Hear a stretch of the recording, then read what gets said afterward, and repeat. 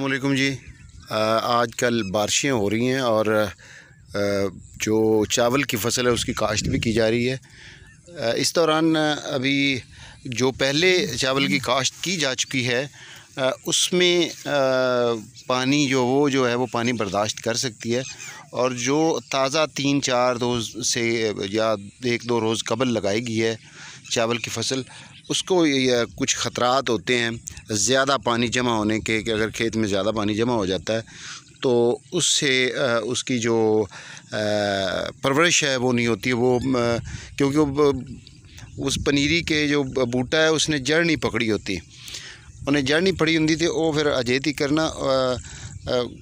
जिमें ज़्यादा पानी दा ओहदे ते मतलब पानी दे विच रहिंदा है तो ओहदे पत्ते ते गल जांदा है। तुहाडे सामने हैगी है फसल हैगी है, नवीं ताज़ी लगी है, 2-3 दिन पहले लगाई गई है फसल,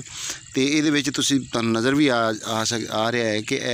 कुछ बूटे जिहड़े ने ना पनीरी दे जिहड़े ताज़ा लगे ने वो पानी दे विच डुबे ने और कुछ उपर खड़े हैगे ने। इस तरह दूसरे खेत दे विच भी हैगे ने। इहदा बेहतरीन हल यह है कि तुसी कोई ऐसी साइड वेख लो इस ज़मीन की जिहदे विच पानी ज़्यादा जमा हो गया और ताज़ा मुंजी लगी होवे, ताज़ा अपनी लगाई गई होवे, तो उहदे चों तुसी पानी जिहड़ा ना जी वो कढ दिओ। इन्ना कढ दिओ कि बूटे जिहड़े ने ना पनीरी दे वो तुहाडे जिहड़े लगे ने मुंजी दे वो नज़र आना शुरू हो जान और उन्होंने हवा लगती रहे और फिर वो अपने जड़ जी है फड़ लैणगे, फिर वो बूटे जिहड़े ने सड़ते नहीं है। इन्हां च पानी हैगा सीव जमा होया काफ़ी सारा, तो ये हजे तक ये पानी तो निकल रहा है, तो बाकी दूसरा जिहड़ा है ये होर को थोड़ी देर तक जिहड़ा है ना पानी जो अखीर तक ये जिहड़ा ना आखिर ते कुछ बूटे जिहड़े ने ना वो नज़र नहीं आ रहे, वो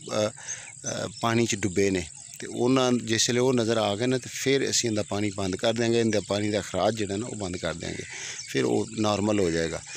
तो बेहतर जिहड़ी फसल की परवरिश हैगी उहदे वास्ते ये तमाम प्रोसेस या मराहल जिहड़े ने ना उन्होंने बड़े एहतियात दे नाल मुकम्मल करना पैंदा है। ज़्यादातर इनू खतरा होंदा है कि जदों लगदी है मुंजी लाई जाती है उस वेले ज़्यादा पानी ना होवे या इनू ज़्यादा सोका ना लगे। सोके तो चलो बच जाती है लेकिन गंद जिहड़ा वो निकल आंदा हुंदा है, जड़ी बूटियां ये वो इस तरह वो फिर उन्हां दी पैदावार घटदी है। लेकिन जे अगर इहदे विच तुसीं इहदी ज़्यादा पानी आ जाए तो उस वेले इहदी केयर कर लो, तो सारे बूटे जिहड़े ने वो अगर टुर पैण तो फिर एक तो उहदा झाड़ पैदावार वधदी हैगी है और दूसरा है कि उहदी च कोई खराबी भी पैदा नहीं हुंदी। अल्लाह ताला तुहानूं अपनी ज़ुबान च रखे, तो साडी वीडियो लाइक ते शेयर ज़रूर करना। Thank you. अल्लाह हाफ़िज़।